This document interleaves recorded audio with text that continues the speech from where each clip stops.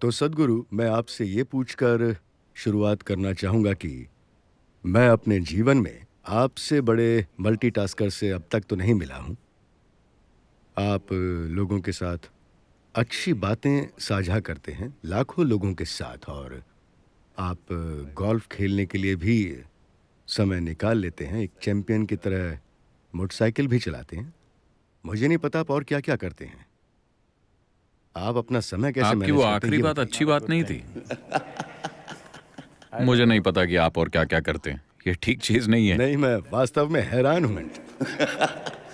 और ऐसे भी लोग हैं जो बहुत व्यस्त रहते हैं, या हमें ऐसा लगता है कि हम व्यस्त लोग हैं। हम जानना चाहते हैं कि आप अपने टाइम को कैसे मैनेज करते हैं, और आप हमें किस तरह की सलाह देना चाहते हैं, ताकि काम के अलावा का हमारा जीवन ज़्यादा सार्थक हो सके, ताकि आप जैसा सार्थक जीवन जीते हैं, हम उसके थोड़ा और करीब पहुँच सकें। जब मैं लोगों को देखता हूं, जैसे-जैसे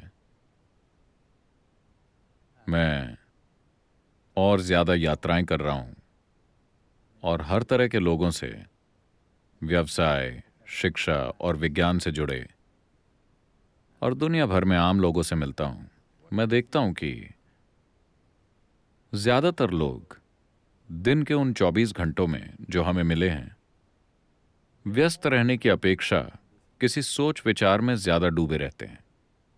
मतलब ये कि उनके अपने विचार और उनकी अपनी भावनाएं इतना बड़ा मुद्दा है कि उनका ज्यादातर वक्त उनसे निपटने में लग जाता है। हो सकता है कि वो काम कर रहे हों, लेकिन काम के दौरान भी उनके भीतर काफी संघर्ष चलता रहता है।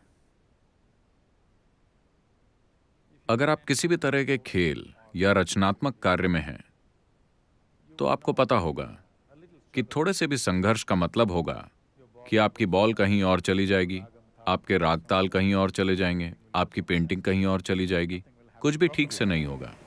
Or in other words, what could happen very simply, unfortunately happens with lots of difficulty.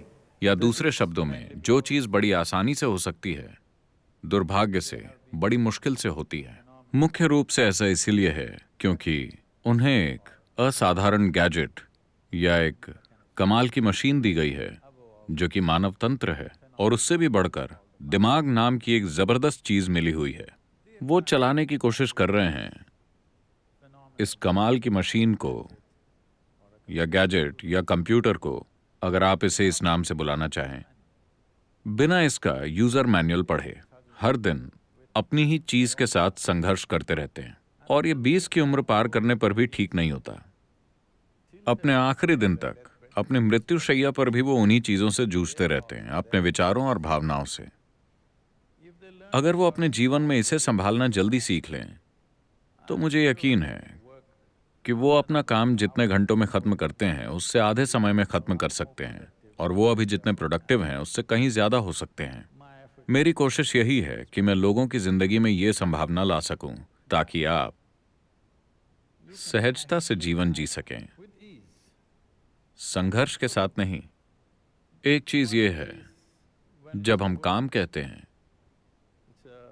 बहुत से युवा लोग शानदार लोग हैं जिनको उनके शानदार काम के लिए पहचान मिल रही है।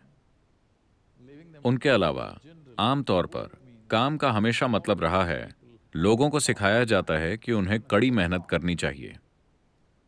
किसी ने उनको ये नहीं बताया कि उन्हें खुशी खुशी काम करना चाहिए।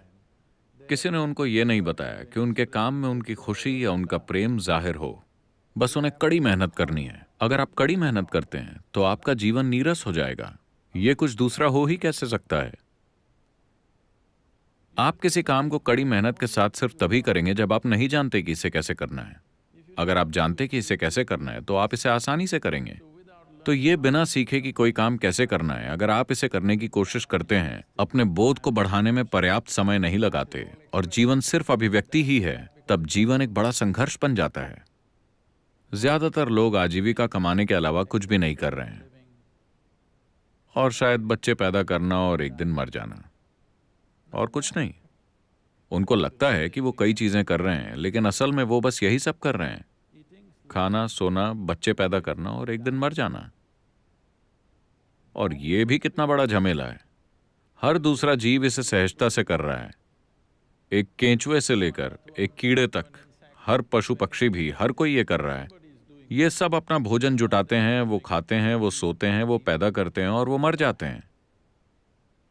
हमसे लाख गुना छोटे दिमाग के साथ भी वो ये सब कर पाते हैं।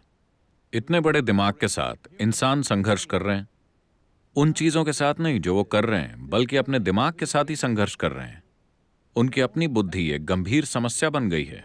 हमारे जीवन में जो चीज सबसे बड़ा वरदान है, हमारे जीवन के लिए जो सबसे बड़ा उपहार है, हमारी ये बुद्धि, ये एक समस्या बन गई है, क्योंकि वो नहीं जानते कि इसे कैसे संभालें, वो नहीं जानते कि इसे कैसे इस्तेमाल करें। ये लगातार उनके ही खिलाफ काम कर रही है।